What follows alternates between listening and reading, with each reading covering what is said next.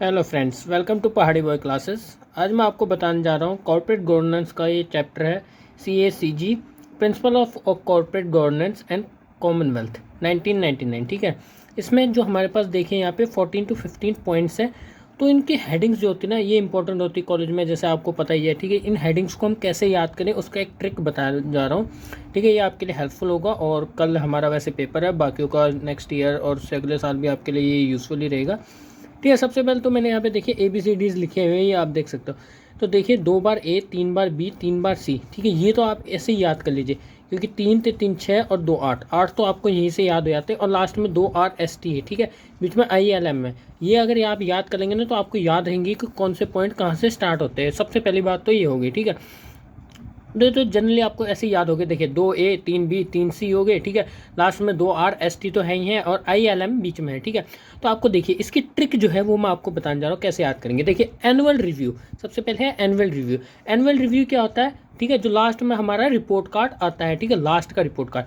ठीक है, जो रिपोर्ट कार्ड आता है उसमें वो कैसे आता है? अकाउंटेबिलिटी, अकाउंट की फॉर्म में बना आता है ना, आपके अकाउंट की तरह एक मार्क शीट बनी होती है। ठीक है, तो ये इससे आप याद कर सकते हैं। ठीक है, जो रिजल्ट आएगा वो अकाउंट्स के फॉर्म में आएगा। ठीक है, और उसके बाद देखिए नेक्स्ट B वाले, जो बोर्ड में अपॉइंट होते हैं बच्चे 10th और 12th वाले। ठीक है, उनका जो बोर्ड का परफॉर्मेंस होता है ना, वो एक ऐसा तरीका होता है जिससे आप अपनी जितनी भी बैलेंस है, जितने आपके रिश्तेदारों ने आज तक आपको दलील किया मान लो, या आपको बोलते हैं कि ये पढ़ता नहीं है, वहाँ पे अगर आप मार्क्स लेके आए आते ना, तो देखिए आप सारा जो अपना जितना भी आपका बैलेंस है वो सारा आप अपना मतलब उन पे निकाल सकते हो। ठीक है, बैलेंस अपना पावर जो है बराबर कर सकते हो।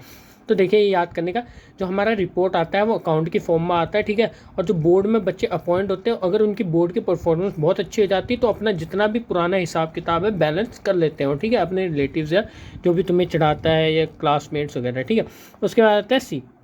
अगर तुम्हारी कंपनी की परफॉर्मेंस अच्छी है, कंपनी परफॉर्मेंस अगर आप तुम्हारे बोर्ड में परफॉर्मेंस अच्छी आती है, ठीक है, तो कम्युनिकेशन कर सकते हो अपने रिश्तेदार, किसी का भी फ़ोन आता है ना, जब आपका रिजल्ट आता है तो पूछते हैं। ठीक है, तो आप कम्युनिकेट कर सकते हैं और उनको कॉम्प्लीमेंट भी दे सकते हैं अगर उनके बच्चों के अच्छे नहीं आते। देखिए अगर अब तुम्हारा परफॉर्मेंस इंक्रीज़ हो रहा है, तुम्हारी कंपनी का परफॉर्मेंस इंक्रीज़ हो रहा है, ठीक है, अगर तुम्हारे मार्क्स अच्छे आ रहे हैं, ठीक है, तो आप कम्युनिकेट कर सकते हो और कॉम्प्लीमेंट भी दे सकते हैं। ठीक है, उसके बाद देखिए अगर जो इंटरनल प्रोसीजर के हिसाब से जो बच्चों के नंबर अच्छे आते थे ना, इंटरनल प्रोसीजर के हिसाब से, मतलब जो इंटरनली जो मैम टीचर मार्क्स देते हैं 9th 8th तक, उनके L लग जाते हैं जब बोर्ड के एग्ज़ाम आते हैं। ठीक है, पर अगर वो मैनेज करें और जो डेवलप करें अपने आप को और रिस्क को मैनेज करें, ठीक है, अपने आप को मैनेज करें पहले, फिर रिस्क मैनेज करें और अपने जो रिलेशन है ना, अपने जो भी सहेलियों के साथ, शेयर होल्डर में सहेलियों के साथ जो भी रिलेशन है उसको स्ट्रेटजी उसकी बनाए, उसकी वैल्यूज़ रखें और टेक्निकली काम करें, तो वो भी पास हो जाते हैं।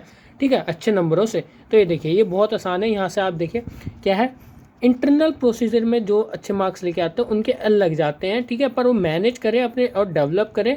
ठीक है, अपने रिस्क को और जो हमारे रिलेशन है उनको मैनेज करके रखें। ठीक है, शेयर होल्डर के साथ, तो उसकी जो स्ट्रेटजीज़ एंड वैल्यूज़ टेक्निकली बना के रखें तो अच्छे मार्क्स ला सकते हैं। तो बहुत ईजी आपके लिए याद करना हो जाएगा। अगर आप ये सारे याद करके रखेंगे तो आपको एक हिसाब से याद रहेगा कि आपके कहाँ से वर्ड स्टार्ट है, और इस हिसाब से आप एक स्टोरी बना सकते हैं कि जो हमारे एनुअली जो रिपोर्ट आती है वो अकाउंट की फॉर्म में आती है। जो बोर्ड में अपॉइंट होते हैं बच्चे 10वीं 12वीं के, उनकी परफॉर्मेंस अच्छी हो तो बैलेंस हो जाती है, सारी पावर उनके पास, बोलने का अधिकार आ जाता है के हिसाब से वो भी दूसरों को बोल सकते हैं कि ऐसे पढ़ो ऐसे करो, और जो तुम्हें आज तक चढ़ाते हैं उनको बराबर का मतलब उनके हिसाब से बोल सकते हो। ठीक है, और जो अगर कंपनी परफॉर्मेंस मीन्स कि तुम्हारी परफॉर्मेंस अगर इंक्रीज़ होती है और तुम कम्युनिकेट कर सकते हो, फिर किसी का भी फ़ोन आए तो बता सकते हो हाँ मेरे इतने नंबर आए 90+ है या, और उनको कॉम्प्लीमेंट भी दे सकते हो। ठीक है, और जिनके इंटरनली अच्छे नंबर आते हैं उनके L लगने वाले होते हैं, क्योंकि ये जो बोर्ड के एग्जाम होते हैं उसमें इंटरनल नंबर नहीं मिलते। ठीक है, पर अगर मैनेज करें और डेवलप करें अपने आप को, रिस्क को मैनेज करें और रिलेशंस को, अपने जो रिलेशनशिप में आ रखे होते हैं अपने सहेलियों के साथ, वो मैनेज करें और स्ट्रेटजी बनाए, अपनी वैल्यूज़ बनाए टेक्निकली, तो वो भी इजीली अच्छे मार्क्स ले आ सकते हैं। तो ये बहुत इजी तरीका है, अगर आप स्टोरी की फॉर्म में याद कर लीजिए और इसके अंदर जो है वो आप थोड़ा थोड़ा याद कर लीजिए, बाकी आप अंदर जो है अपने मर्जी से भी थोड़ा बहुत लिख देते हैं तो आपको मार्क्स इजीली मिल जाते हैं। और स्टार्टिंग में आप ये लिख दीजिए ना, टीचर अंदर का तो वैसे ही पढ़ता नहीं है। ठीक है, तो बने रहे हमारे साथ, चैनल को सब्सक्राइब कीजिए, वीडियो को लाइक कीजिए और अपने दोस्त को भी शेयर कीजिए। Thank you.